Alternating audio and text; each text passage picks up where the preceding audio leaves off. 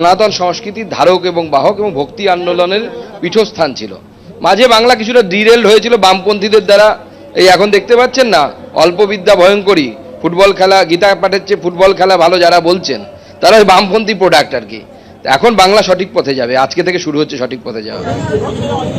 আচ্ছা কমরেড এবং বন্ধুরা, আপনারা শুনেছেন যে আমাদের সভার শুরুতে আমরা সংবিধানের প্রস্তাবনাটা পাঠ করবো। আমি শুধু তার আগে যেটা বলছি সবাইকেই, যদি আগে ওরা বলেছি আমি আরেকবার রিপিট করে দিচ্ছি, যাদের যাদের আমি দেখতে পাচ্ছি, লঙ্কাকে দেখতে পাচ্ছি, বামুনকে দেখতে পাচ্ছি ইত্যাদি, এই রাস্তায় গাড়ি দাঁড়িয়ে থাকা মানে আমাদের মিটিং ডিস্টার্ব হওয়া, ফলে যত তাড়াতাড়ি গাড়িকে পাস করিয়ে দেওয়া যায় এটা আমাদের কাজ। যদিও কাজটা আসলে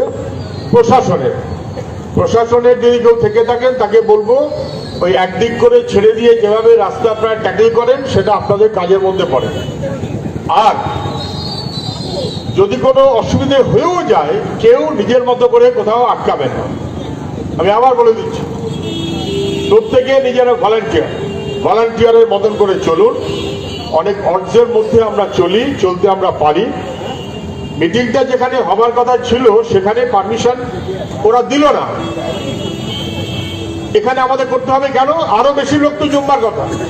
আর তারপর যেখানে মিটিং, এবার লোক যদি এসে যায় তো লোকগুলো কি আকাশ উঠে যাবে নাকি?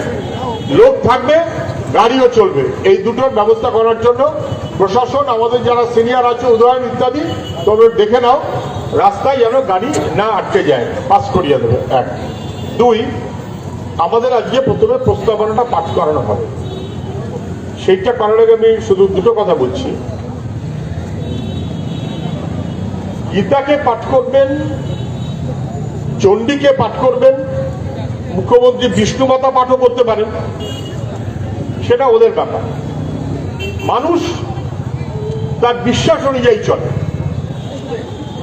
বিশ্বাস অনুযায়ী মানুষ নানা উপাচার করে, নানা পুজো পার্বণ ওই সেই ইত্যাদি, যার যেটা পছন্দ।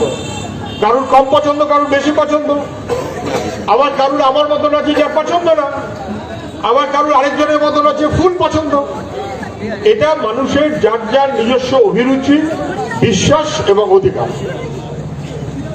এটার জন্য কোনো ধর্ম রাজনীতি কিছু লাগে না, এটার জন্য কোনো সুকান্ত মজুমদার লাগে না, আর এটার জন্য কোনো সুকান্ত মজুমদারের বায়োডায়নায় যারা ঘুরে বেড়াচ্ছেন তাদেরও লাগে না।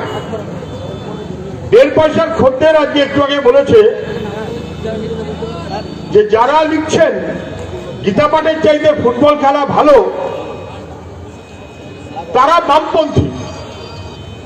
আমি বলছি যদি যোগ্যতা থাকে, আয়নার সামনে নিজেকে দেখবার তো যোগ্যতা নেই, বিবেকানন্দর দিকে তাকিয়ে বলুন তাহলে যে বিবেকানন্দই বামপন্থী। এসব ভাবার যোগ্যতা আমাদের নেই, একেবারে কিচ্ছু যারা জানে না তারা মিলে এইসব কাণ্ডটা করছে। প্রধানমন্ত্রী আসবেন বলেছিলেন, তো প্রধানমন্ত্রী আসার জন্য সাইড লাইনের মিটিং দরকার ছিল।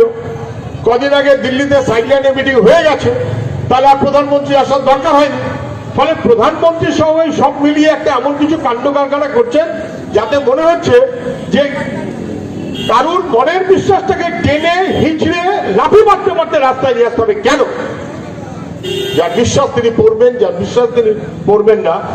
ধর্ম, জাত পাত ইত্যাদি ইত্যাদি মানুষের নিজস্ব বিবেচনা অনুযায়ী মানুষ চলে, ওটা রাজনীতির সার্বজনীন কাজ নয়।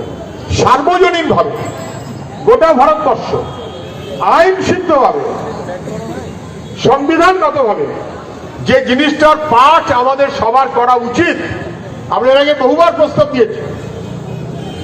বিধানসভার শুরুতে কেন আমাদের সংবিধানের প্রস্তাবনা পাঠ করা হবে না? এরাও